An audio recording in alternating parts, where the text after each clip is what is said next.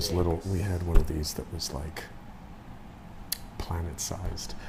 Hello everyone, welcome to Advanced Live Stream. My name is Peter, this is my guest host Linda. Hi everyone, it's great to be here. Yeah, it's always good to have Linda back on the show with us here. And our topic today is the beach.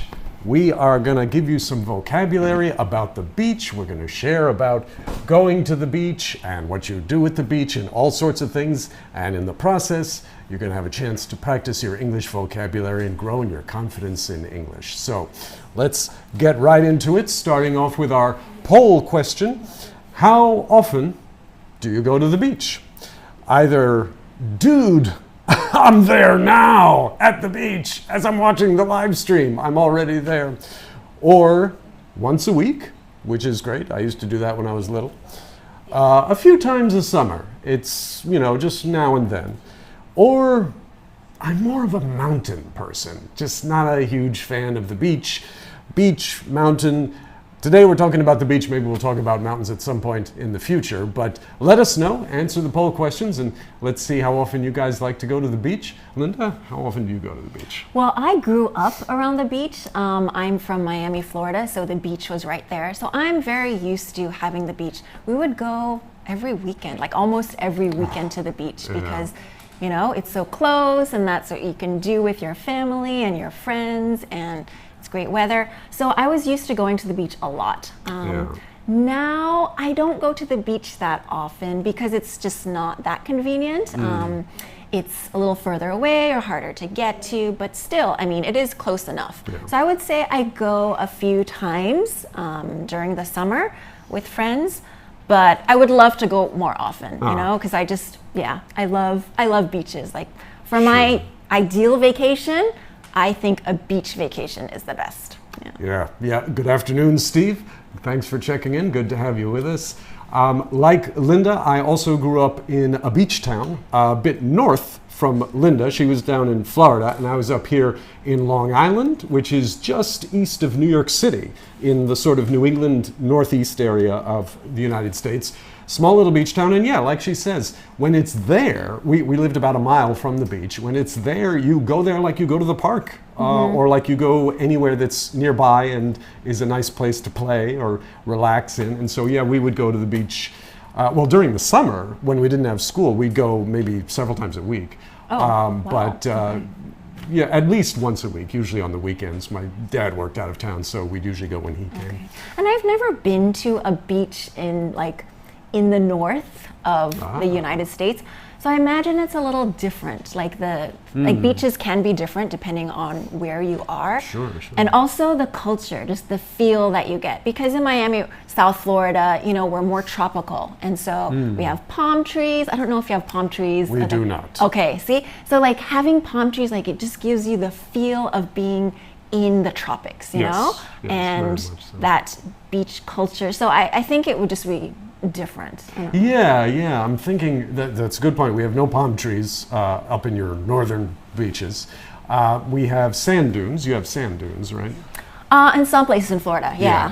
Not in Miami. Yeah, we have a lot of sand dunes, a lot of beach grass, and the sand, I think, may be a little whiter than down south from what I've seen. In some parts of Florida, the sand is really white. Where I am, in Miami, it's more like yellow sand. Yeah, we get that too in your northern beaches. It can vary.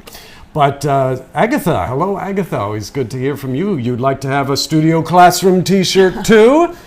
Is there any way I can get one? It's pretty. Oh, thank you, Agatha. We'll see what we can do about that. I'm actually not sure how we might go about doing that, but where there's a will, there's a way. We'll let you know about that, Agatha. Thanks for mentioning it. And Steve, we had a comment for you. I think it got scrolled down on our monitor here. Another comment from Steve? No? Well, while we're figuring that out, let's go and give you some vocabulary. That's why we're here, live stream vocabulary. Here's some vocab for you. For the beach, driftwood. Driftwood should appear on your screen there in a moment or two. Linda, what's driftwood?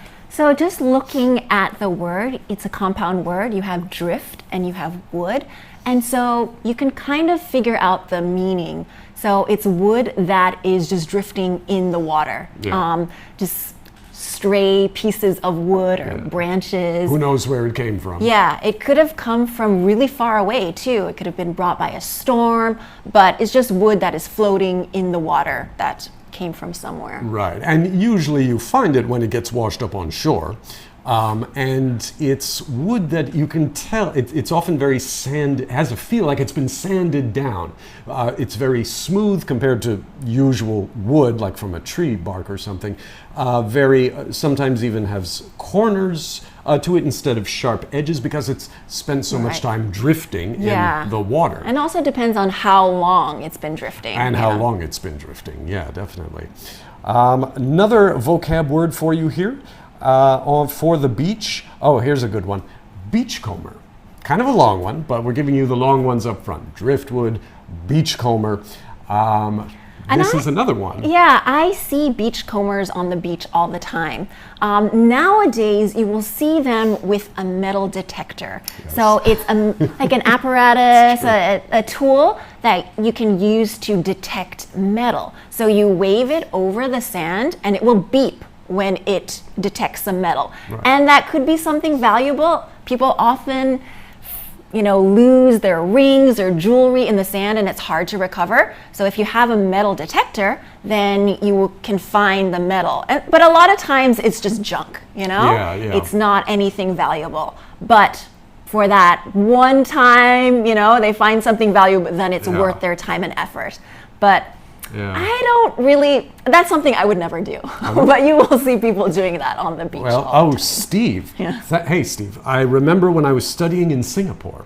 At the age of 12, me and my parents went to Sentosa. It's a beach resort in Singapore. We had a picnic and had a great time seeing the scenery together. Oh, Steve, that's the ideal beach visit, isn't it? Thanks for sharing that. Linda mentioned, talking about beachcomber. Again, a beachcomber, someone who combs the beach, but comb in a figurative sense. It means someone who will wander up and down the beach just looking to see what they can find. Maybe an interesting piece of driftwood, maybe, like she said, with a metal detector, you find something valuable, or maybe even a piece of beach glass. We don't have that on the list, but beach glass is like driftwood. It's glass that somehow found its way to the beach or got washed in from the ocean, which is collected often because, like the driftwood, it is sanded down. It's very smooth, not like normal glass, so there's less of a risk, at least, of cutting yourself on it, and so people like to collect it. Yeah, and it can be very beautiful. You can make art out of it. Some people make artwork from things that they find on the beach, and you can find treasures, from beach combing. Yes. In fact, I should confess, speaking of metal detectors, when I was a little boy, I had a metal detector. My parents got it for me as a gift. I don't know how powerful it was because it was, for children, but it worked and I could find stuff with it. I never found any, ancient coins or, diamond jewelry or anything, but I would occasionally find, a soda pop bottle cap or somebody's keys that had been left behind. And it's kind of fun, just to be able to, use this technology to find out what's under the earth, what's under the sand. You never know what you'll find, Yeah. And that's the adventure. That's the fun part of it. Yeah, so for someone who's a beachcomber, has a sense of adventure, it can also sometimes be used to meet a person who kind of really has a lot of free time on their hands, a beachcomber. It's not really something you do for a living. It's just it's a weekend hobby or something. Something for leisure, beachcomber. Let's do one more vocab word and then we'll go to a discussion question. Here's a good one for when you're at the beach. Undertow. This is a serious one. Undertow. Linda, what is undertow? So you have to beware of undertows. That is a strong current under the water, and it will usually pull you away from the beach. So if you are caught in an undertow, then the advice is to swim parallel to the beach. Like our normal instinct would be to swim back to the beach, but you will waste your energy because the current might be too strong that it just keeps pulling you out. So you want to swim out of the current, and that you do that by swimming parallel to the beach instead of swimming directly back to the beach. Right, because I've had minor experience with an undertow, with a sort of low-level undertow, and it's that weird feeling where you're in the water. I was up maybe to my waist or so, and suddenly you just feel this force, it's pulling you. On your leg. You've had undertow experience too? Yeah, it can be very scary, but it's key, like, not to panic, and just Right. know what to do. Just swim parallel to the beach to get out of the undertow. Right. the current. It doesn't mean you're doomed as soon as you feel that undertow. It is survivable and fairly easily survivable. You just have to know what to do. Great. Okay, let's go now to our discussion question. Oh, first let's get our poll results. We haven't checked the poll results. If we can open that up. Okay, Dude, I'm there now. How often do you go to the beach? Dude, I'm there now. There is at least a couple of you who are there right now. Congratulations. Nice day for the beach, I must say. It is. It would be a perfect beach day today. Yes. Once a week. None of you are there once a week. Most of you a few times during the summer. And that's, probably about as many times as I get there now as well. Like Linda was saying, here in Taipei, it's not like the beach is right over there. You have to sort of plan for it, and there's, of course, in our busy lives, there's always so many other things to do as well, so it's not always easy to get to the beach just like that. And there's about 20% of you, a little more than 20% of you, who are mountain people.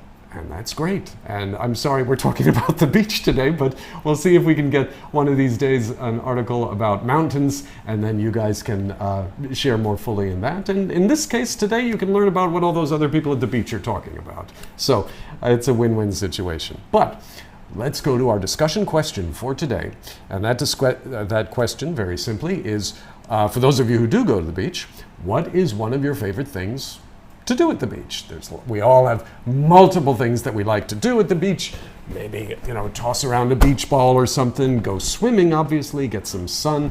But what is one of your favorite things that you like to do at the beach? Linda, what's one of yours? There are actually so many things you can do at the beach, but I like just laying out on the sand and enjoy, like, listening to the waves and hearing the seagulls, if seagulls happen to be on the beach that you are on, and enjoying the sun.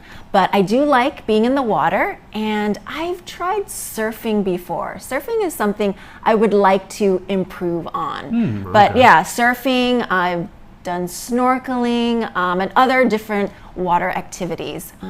But I would say, like, just enjoying being at the beach. That's my favorite thing to do. Right, just being there at all is kind of a favorite thing in and of itself. B, hello B, definitely going swimming, your favorite thing to do at the beach. Yeah, you definitely want to go in the water. Yeah, no, if you're going to the beach, that's at least one thing you've got to do. My favorite thing to do at the beach, obviously going in the water, because you can go in the water in a swimming pool or a lake, but you don't get the waves. You don't get to, like, especially when you're a little kid, or I guess when you're an adult too, you just sort of run and throw yourself into a wave and not even try to swim, just let it crash into you and throw you this way. I mean, not as long as it's not too big a wave. I'm not talking about putting yourself in danger, but just that sort of minor thrill. And there's something about the ocean water. Well, it's salty, right? It's not fresh water. Yes. And it's different from swimming in a lake or a river because you have that salty seawater. And that's something, maybe it's because I grew up with it, but I really like that. Like going to the beach for the ocean water and the sand. Like, right. You can also do lots of stuff in the sand. Build sand castles, play with the sand. Like make, I don't know, you don't want to throw sand at it, but you can make a sand ball. It depends who you go to the beach with. Tempers might rise. But definitely, maybe I'm telling you all something you already know, but if you haven't been to the beach at Fulong, speaking of sandcastles, they have that sandcastle competition every year. Yes. Go. It's amazing. Yeah. And we have Agatha here, says that she likes to make sandcastles. Yeah, that's something you can definitely do. Oh, Agatha, I bet you've been to the Fulong Beach.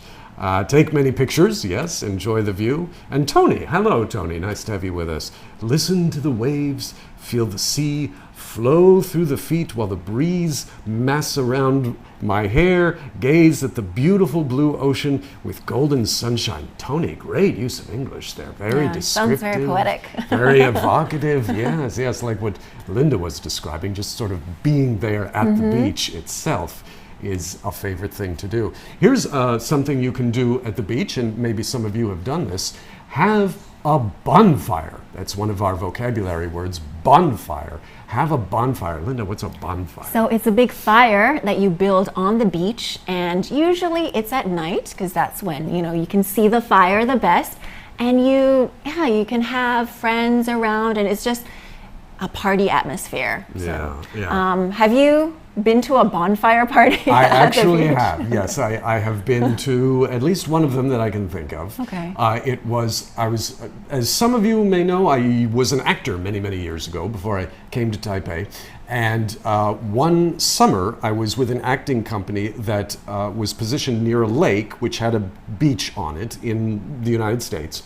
And at the end of each week, we did 6 shows in 8 weeks. So a lot of quick turnover, and each show had a new set, costumes and props. Well, not costumes and props, but a set, the furniture that established where the play was. And we needed to create a new set each week, so we would take the old set to the beach and burn it in a huge bonfire, just to kind of celebrate that show was done and that we're having a fun time and such. Yeah. And that's the key difference. We have B asking here, is it the same as a campfire?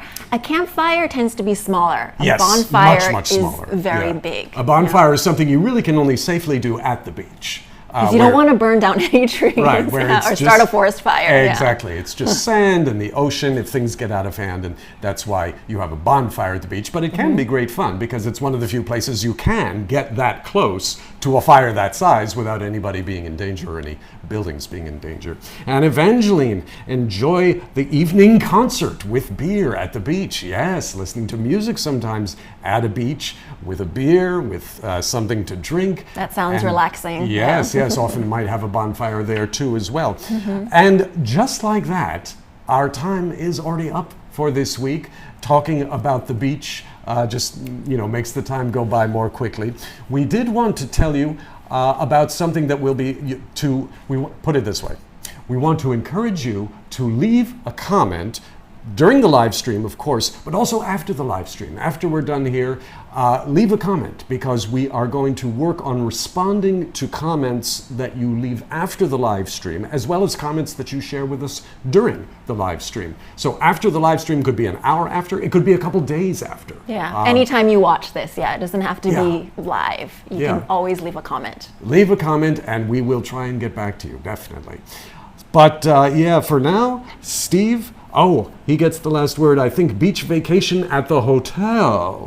Enjoy a glass of martini. A great relaxation. Steve, I'm with you. Call me. Thank you to also Steve for participating today. I think we're just about it. Is there one more word we can throw in? Horizon. Horizon. A nice word. Not exclusive to the beach. Right. Horizon just meaning where the land meets the sky. And it's beautiful to watch the sun go down over the horizon. Yeah, so beautiful. Yeah, and you particularly can see the horizon at the beach when you look out over the ocean, and eventually the sky touches the ocean. But, if you're in a big open field, you can also see the sky where it touches the land there too. But it's also something to think about when you're at the beach. Thank you all for joining us. We'll be back next Monday, same time, with a new topic to talk about and practice your English with. But for now, we'll see you at the beach. Bye. Catch you. Oh.